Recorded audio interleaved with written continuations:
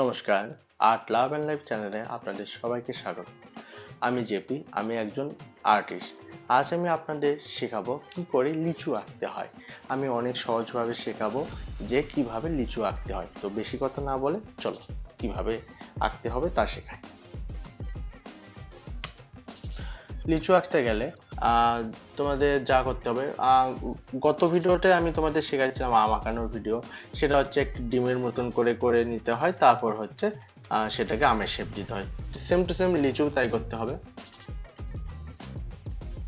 একটু ডিমের মতন করে এইভাবে গোল করতে হবে। এই নিচ দিকে একটু চোখাটে, একদম বেশি না, একটু লম্বাটে গোল এরকম করলাম, ব্যাস।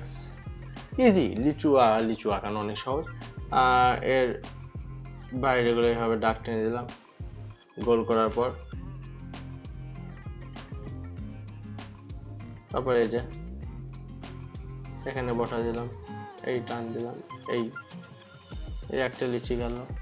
এখান থেকে আরেকটা গোল দিয়ে দিলাম, এই এদিক থেকে টেনে নিয়ে আসলাম, এখানে আরেকটা গোল দিয়ে দিলাম। গোলটা একটু লম্বাটে হবে এরকম, আর লিচির ব্যাকগ্রাউন্ড হবে এরকম কাটা কাটা হালকা।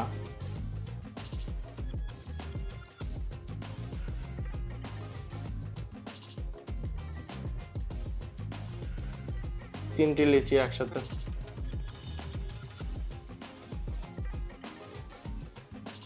দেখো অনেক সহজ।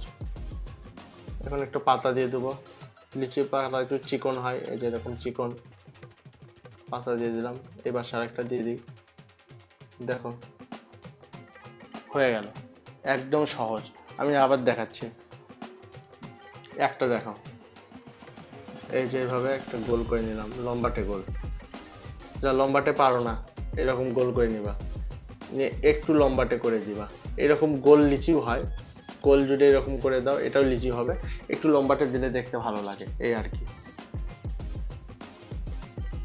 বটা দিয়ে দিলা, এই ব্যাকগ্রাউন্ডটা এরকম করে টেনে দিয়ে পেন্সিল দিয়ে টেনে যায়, এগুলো ইরেজ করে দিবা,